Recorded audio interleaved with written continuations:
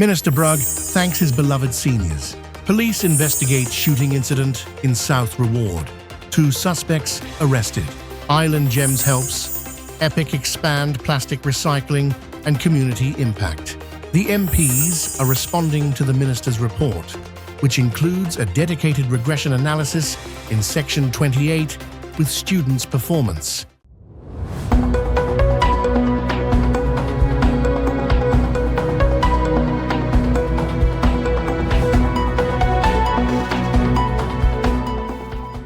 From the island, St. Martin, this is SXM Daily News for June 3, 2026. Minister Richard Brugg spent this week doing his final rounds as outgoing Minister of VSA.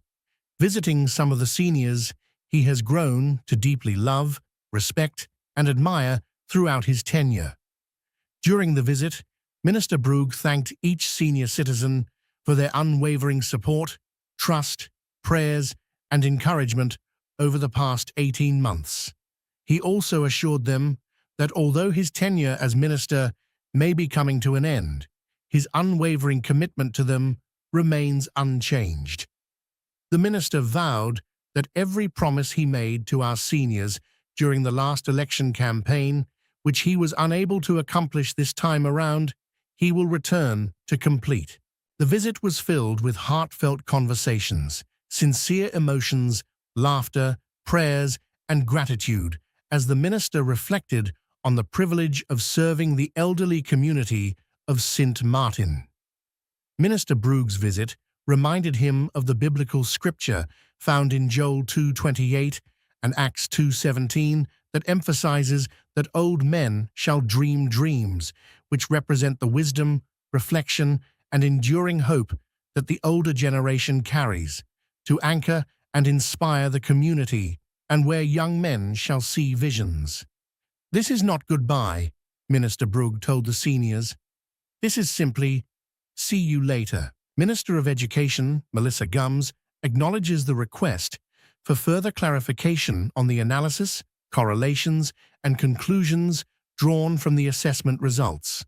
The reports include this analysis, and for ease of reference, each domain contains an overall interpretation, key outcomes, areas of strength, areas of concern, and a recommendations section. In addition, the Group 3 report includes a dedicated regression analysis in Section 28 using a mixed effects model to identify factors associated with students' performance. The minister speaking to the Member of Parliament. The Ministry acknowledges the request for further clarification on the analysis, correlations, and conclusions drawn from the assessment results. The reports do include this analysis, and for ease of reference, each domain contains an overall interpretation, key outcomes, areas of strength, areas of concern, and recommendations section. In addition, the Group 3 EGRA-EGMA report includes a dedicated regression analysis in Section 28 using a mixed effects model to identify factors associated with student performance. For example, the analysis found that students who speak the language of instruction at home scored meaningfully higher in oral reading fluency, that access to a tablet at home correlates with stronger reading outcomes, and that parental encouragement is positively linked to academic performance. The regression analysis also includes an intra-class correlation, ICC, for each assessed subtask, which shows how much of the variation in student performance is connected to school-level factors versus individual student characteristics. For instance, number identification showed the strongest school-level influence, an ICC of 0.30. This means that the school a child attends can significantly affect performance in that area, which is important when determining where support, resources, and interventions should be targeted. The Ministry remains available to provide further clarification on these correlations, conclusions, and policy implications so that the discussion can focus not only on the results themselves, but also on what they mean for the way forward. Question 2.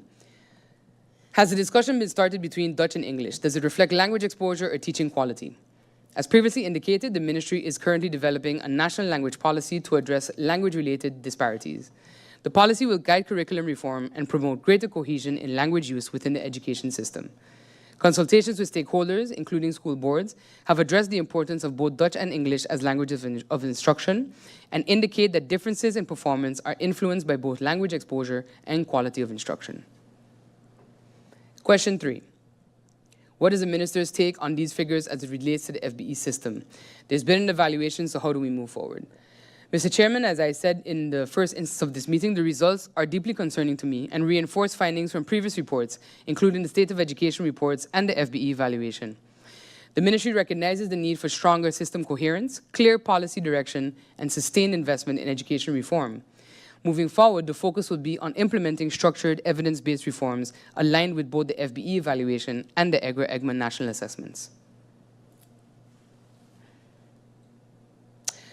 Question 4, these numbers are shocking. The State of Education report was shocking as well. This report says the same thing. Still not seeing any recommendations or a plan on the way forward, and Parliament needs to see what the shortcomings are and where ECYS needs help. As stated previously, Mr. Chairman, the ministry is pursuing a phased and coordinated reform approach, including integrated review of EGRA-EGMA and national assessment results, as well as FBE evaluation data. Stakeholder engagement is being conducted to define targeted interventions.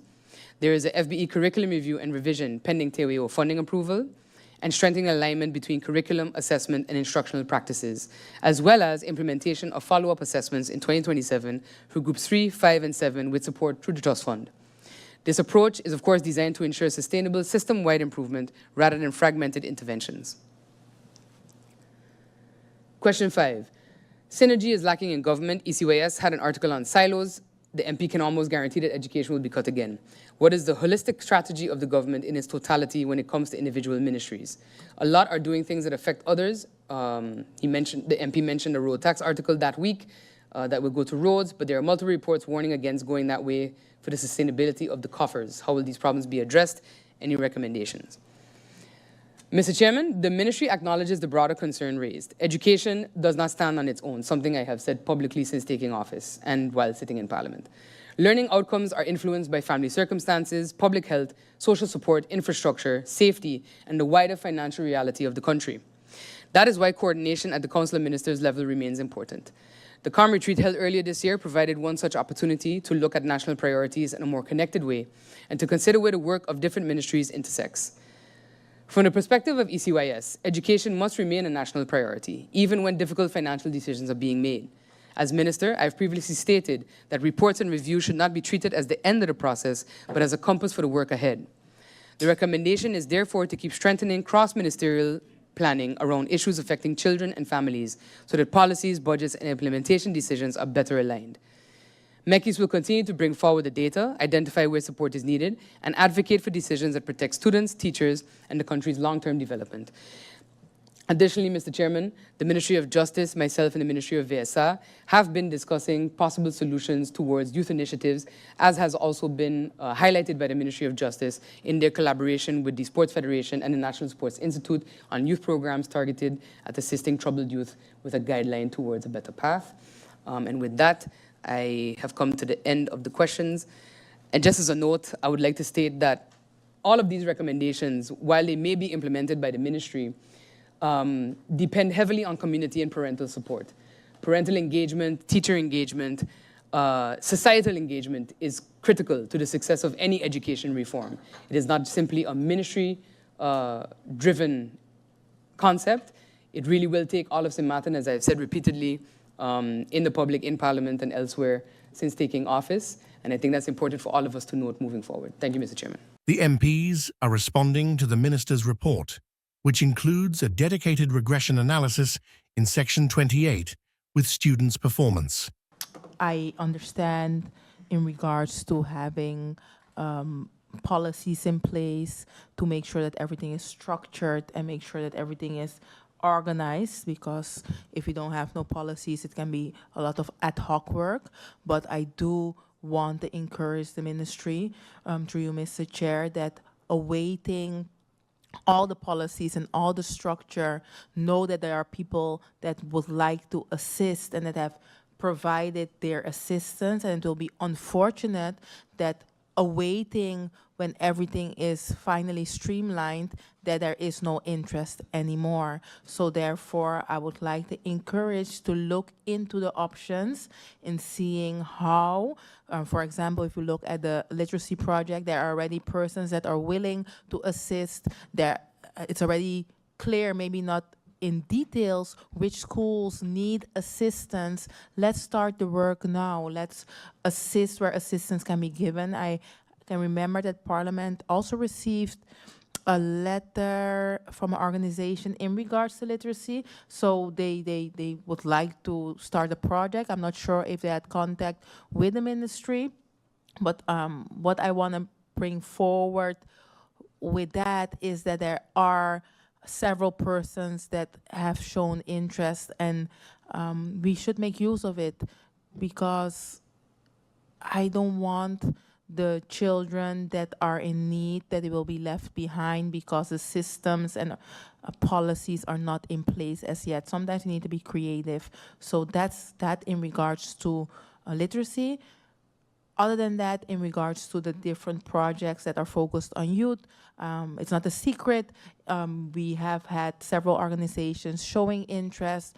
We also have seen that the ministry is very strict in regards to how we go about working with several organizations, which I also understand you need to protect the children in that sense, but also with that, let's not focus 100% on awaiting the policies, because we're now in May.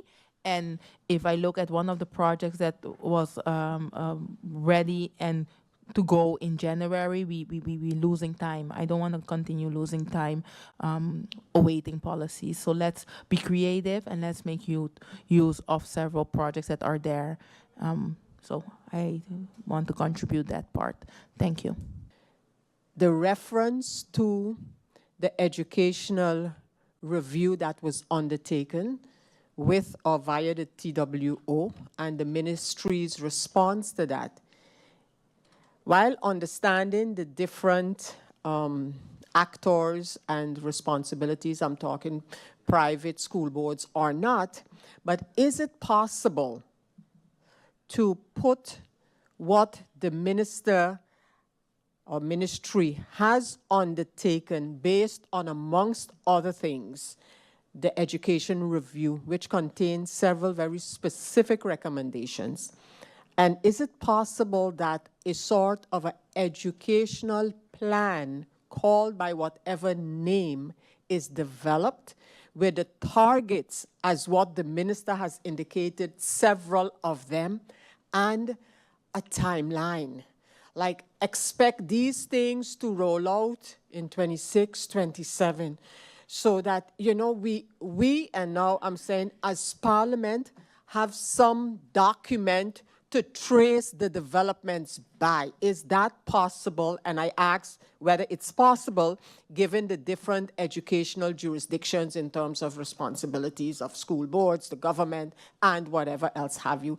I think that would be, because otherwise I fear that recommendations that are taken over and executed would be lost in work going on, and we would not be able to measure the outcomes of what the recommendations are that are being and have been undertaken by the ministry. If such a plan, and with the minister's other hat on, I could imagine that would just be something for her to present to Parliament, you know, with, but something that we can follow, we can monitor, and, you know, and see how we are complying. Because again, Mr. Chairman, through you, there are a lot of intentions of this ministry. There are a lot of activities taking place based on the different recommendations, and we would like to be able to follow it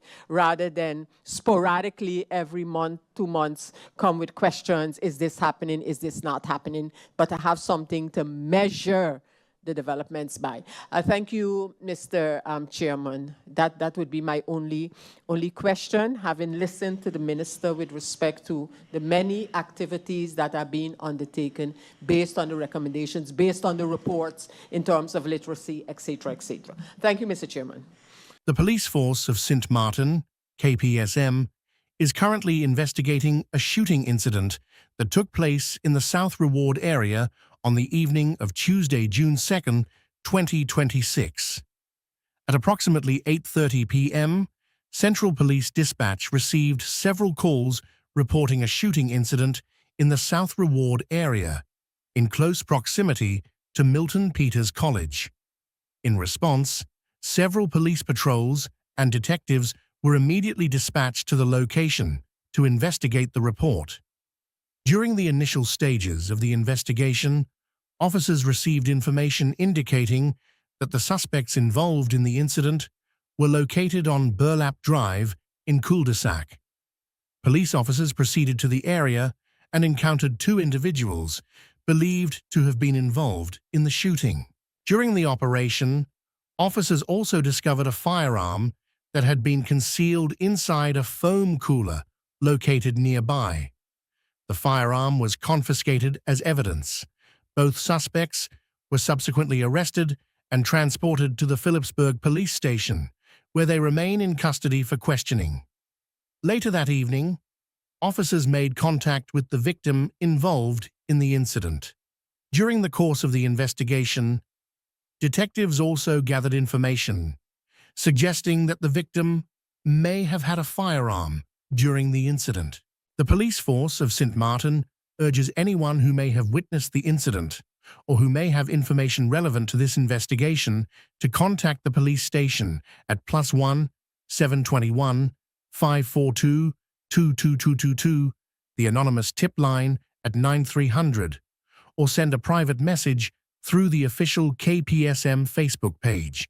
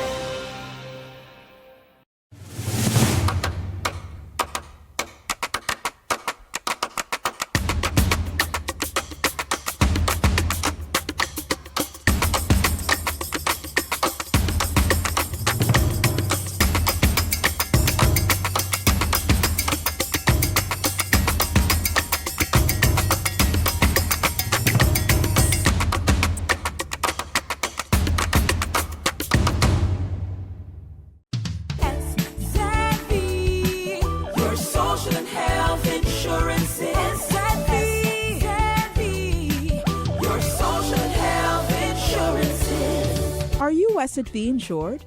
Do you have a valid medical insurance status? SXM is cardless. Request your My SXM account today and enter the virtual office of SXM. Go to sxv.sx and sign up now. SXM, yeah. Your social and health insurances.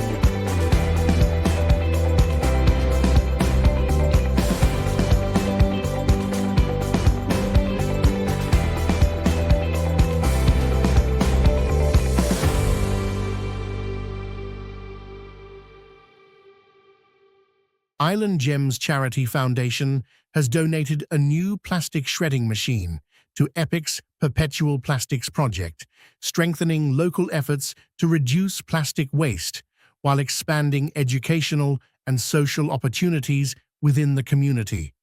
The donation will support the acquisition of a desktop shredder V2 machine, enabling the Perpetual Plastics team to process larger volumes of recyclable plastics more efficiently and safely. The upgraded equipment will help increase the project's environmental impact while creating greater opportunities for participation by youth, volunteers, and persons with special needs.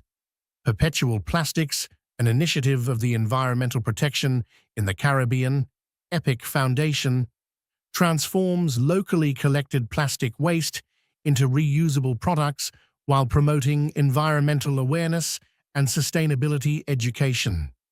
Since its launch in 2024, the project has engaged thousands of students through workshops and hands-on activities focused on recycling and responsible waste management. Minister of Finance Marinka Gums.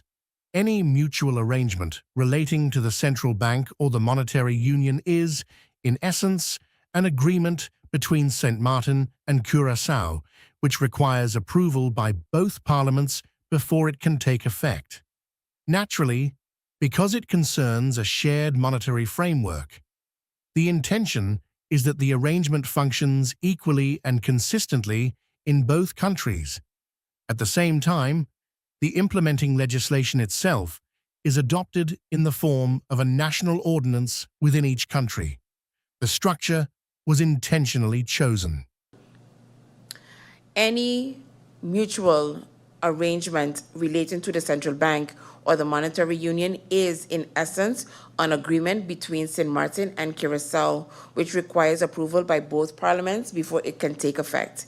Naturally, because it concerns a shared monetary framework, the intention is that the arrangement functions equally and consistently in both countries. At the same time, the implementing legislation itself is adopted in the form of national ordinance within each country. The structure was intentionally chosen in 2010 because both St. Martin and Curaçao wished to maintain their autonomy as separate countries within the kingdom. As such, legislation passed in one country does not automatically apply in the other. That being said, I personally support greater synchronization and coordination between both countries, particularly when it comes to the adoption and implementation of uniform legislation tied to the monetary union. While this has not always occurred perfectly since 2010, it is my hope that moving forward, all relevant authorities in both countries continue working toward a more aligned and coordinated legislative process. Next question. And when and if we do pass these laws, are we able to bring amendments to it? And then what will take place with the laws that are governing Curaçao? Because again, we are talking about one central bank. It is somehow confusing, and I would like to suggest to the minister to make this clear first. Madam Chair, through you, as explained earlier, a uniform national ordinance is enacted as domestic legislation in the form of national law. However, all authorities in both countries involved in the legislative process must be aware at every stage that they need to align the content with the same authorities in the other country involved. Because of the uniformity, a high degree of legislative alignment between Curaçao and St. Martin is necessary, particularly in light of the monetary union. Madam Chair, that brings me to the end of the questions and answers posed. I would like to thank you for the opportunity to address and respond to these questions raised by the honorable members of Parliament. With that, I conclude my responses for the questions and answer session while remaining available should there be any additional questions or clarifications required by the honorable members of Parliament. The minister mentioned, responding to me, my question was basically on my amendment that I brought forward in a previous meeting, and that one was not supported. When that one I specifically was bringing an amendment, and if you watch how the world is operating, and that was my question and my narrative in the previous meeting actually, that we can't just adopt and say, okay, this is what the central bank wants. Things are moving way too fast to say, hey, we're going to do this sometime in the future. We don't have that kind of time in the future. We absolutely don't. And we have to be able to say, no, this is what we want for St. Martin going forward. I don't really care where Curaçao is on and so forth. I don't. I care about where we are.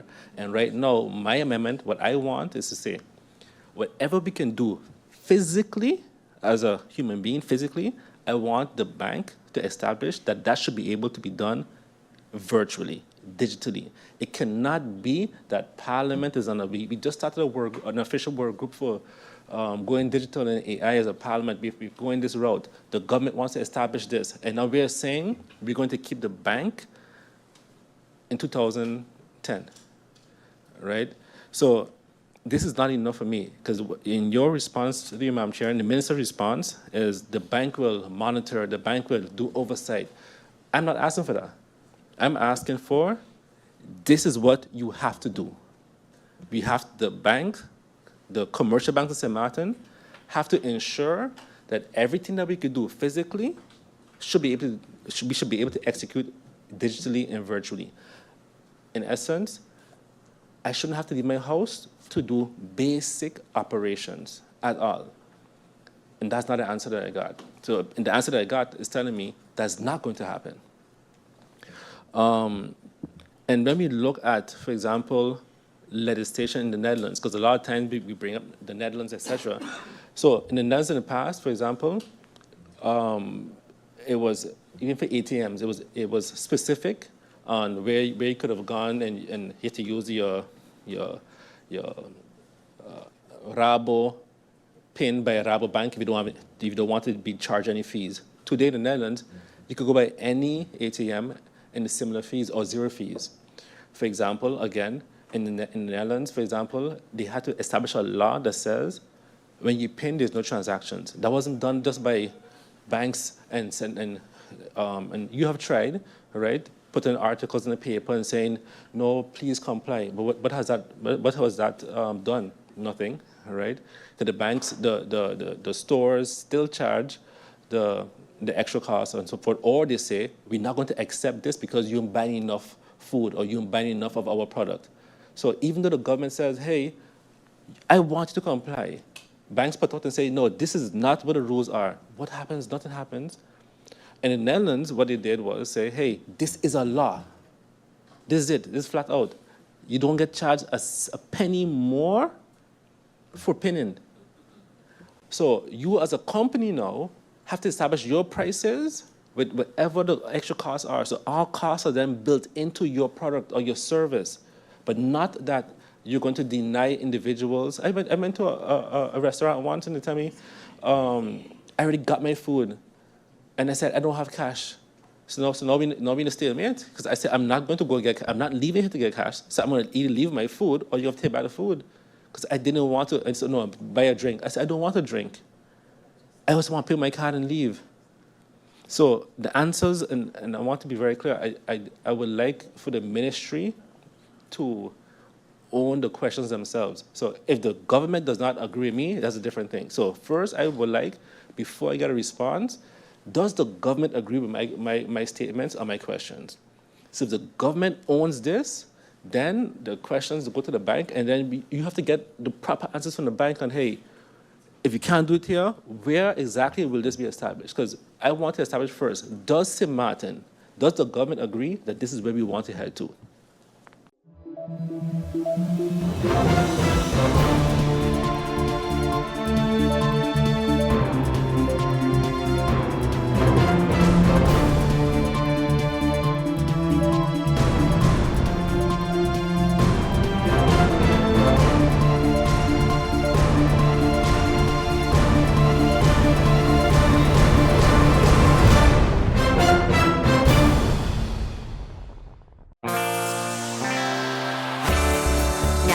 Weather forecast tonight through Thursday evening. Fair to partly cloudy with light haze and brief local showers possible. Surface winds tonight through Thursday evening, east-southeasterly with a gentle to moderate breeze at 8 to 15 mep. State of the sea, slight to moderate waves, swells 2 to 5 feet outlook through Friday evening. Fair to partly cloudy with light haze and brief local showers possible. And now your 3-day forecast.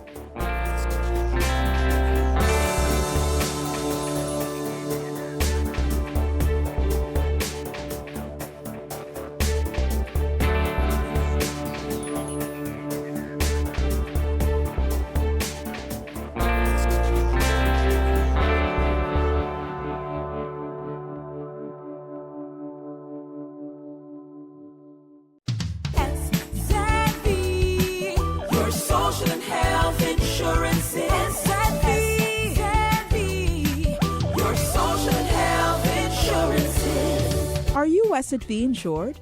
Do you have a valid medical insurance status? SXV is cardless. Request your MySZV account today and enter the virtual office of SZV. Go to szv.sx and sign up now. SZV, yeah, your social health insurances.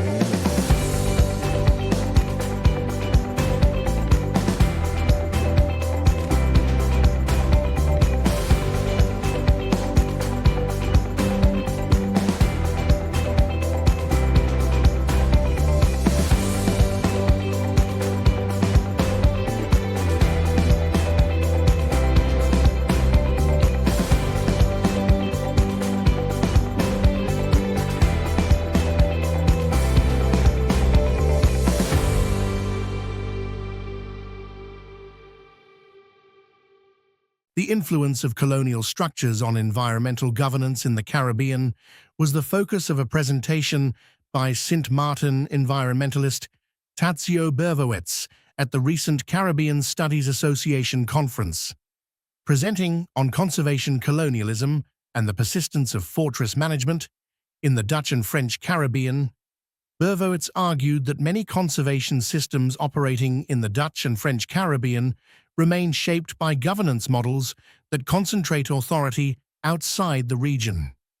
According to the presentation, these arrangements often limit local decision-making, restrict community participation, and reduce opportunities for Caribbean leadership within environmental institutions. The presentation examined how environmental policies, technical expertise, and management frameworks continue to be influenced by metropolitan governments and external institutions, while acknowledging the significant contributions that conservation organizations have made to biodiversity protection, marine management, and ecosystem restoration throughout the Caribbean. Berwowitz raised concerns that some conservation initiatives continue to reflect historical patterns of authority that marginalize local communities and institutions from decision-making processes. Central to the discussion was the concept of conservation colonialism, describing the persistence of colonial relationships within modern environmental management systems. The presentation also explored the concept of fortress conservation, a model that emphasizes environmental protection through exclusionary approaches, enforcement mechanisms, and externally determined priorities, rather than through collaboration with local communities. Drawing on examples from across the Dutch and French Caribbean, Berwowitz noted that many environmental institutions continue to rely heavily on external leadership, donor-driven priorities, and governance structures originating outside the region. He argued that these factors can weaken local stewardship, limit professional advancement opportunities for Caribbean conservation practitioners, and reduce the integration of traditional and community-based knowledge into environmental planning and management. This is our SXM Daily Newscast. Thank you for joining us.